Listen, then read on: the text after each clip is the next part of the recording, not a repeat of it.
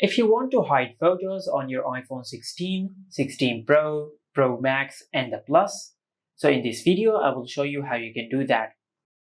First of all, just open the Photos app, then tap on Select. Now just select the photos which you want to hide. For example, I will select these photos, then tap on the three dots over here and select Hide.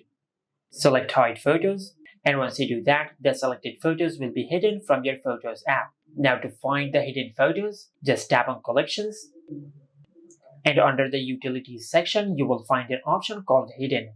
Just tap on it, and over here you will find all your hidden photos on your iPhone. Now, if you want to apply a lock on your hidden photos folder, you will need to set a passcode for the lock screen of your iPhone. If you have already set a passcode for your lock screen, the passcode of the lock screen will be set as the passcode for your hidden photos folder.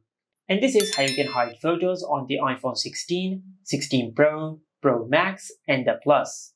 Make sure to like, comment, and subscribe. Thank you for watching.